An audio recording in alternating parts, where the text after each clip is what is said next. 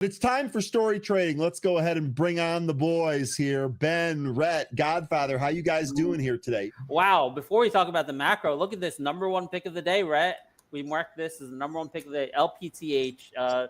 Rhett, you've been doing stats on that. What's our track record of the number one pick of the day? So number one pick of the day, I believe we're at 78%. 78%. And average return is like 6% or something on the day, right? 5.4. Pretty crazy. Yeah, it's pretty great. So look at this one. We gave this to you in pre-market, and I gave you a target of 695 for the day. LPTH, it's a 644. All right, just had to do that. Let me do a quick macro thoughts, and then I'll give it to the Godfather for his macro thoughts. And honestly, I'm a little bit surprised at the strength today. You see QQQ SPY being helped by the big moves in Google and Apple after that court ruling last night. QQQ not quite back above the 20 DMA. SPY looking beautiful though. That's just a beautiful 2 days of candles on SPY. But I've been cautious. I flipped to yellow alert since Friday, and despite the move last night in Google, Apple, QQQ, and SPY, I maintained my yellow alert status, which I'm not hedging at all. It just means I'm being more selective in stock picking. That's what it means. And honestly, I don't trust this move. I will note that IWM held this breakout level, though, right here to the penny. You see this, guys? August 13th, high of day, 231.46. Yesterday, low of day, 231.47. So it held that breakout level to the penny. It's just a lot of interesting things going on with gold as well. I guess people think lower rates are coming, and that's why inflation expectations going up for the long term. I think that's why gold is going up, and that's why IWM has held that support. But I don't know. I just there's so many factors this month. What were they, man? There were like 7 of them. It was crazy. Well, one of them was ETH was below the 20 DMA, and now it's back above the 20 DMA. So that's good. All right. Then we had the failure to rally on inline PCE on Friday. We have a record high max positioning for hedge funds. CTAs were at like 1 trillion margin debt. We're in September seasonality. So like for all of those reasons, I've been in yellow alert status since Friday morning, and it was kind of right to do that for a couple days. Today, is this a one-day rally because of Google, Apple? I fear that this is going to be a month of extreme chop and volatility. Maybe we're not going to get that seasonal pullback. We didn't get it in August. Maybe you don't get that big seasonal pullback in September.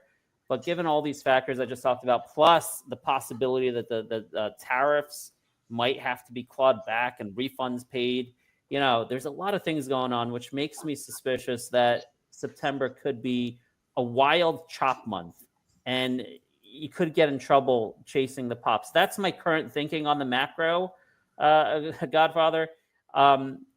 Now, despite that yellow alert, like I go balls to the walls on individual stocks. So when we have catalysts, like I got a 10% position in LPTH this morning, and it's paying off. So it doesn't change, what I do by a lot, except I'm more selective on the catalysts that I play. So that's my thoughts.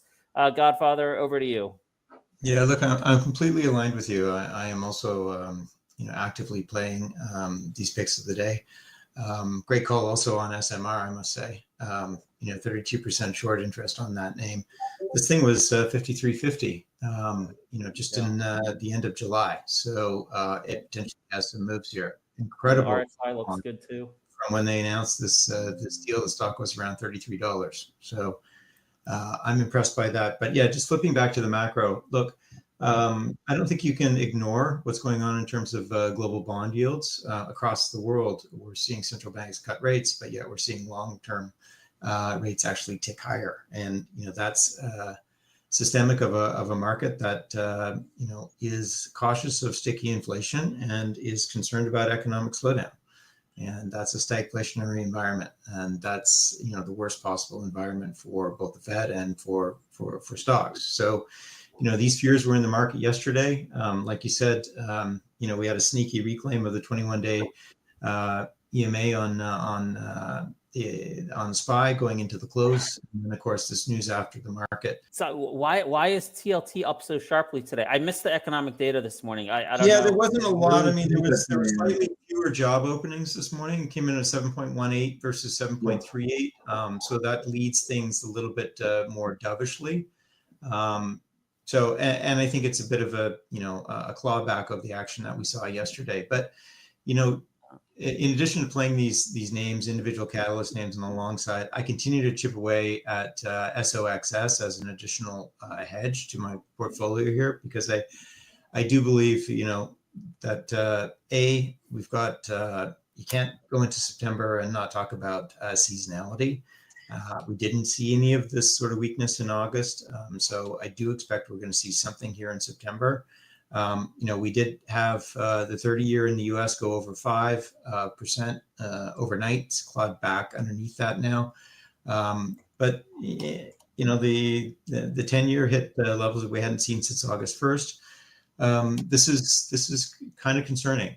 So I agree with this yellow light, yellow alert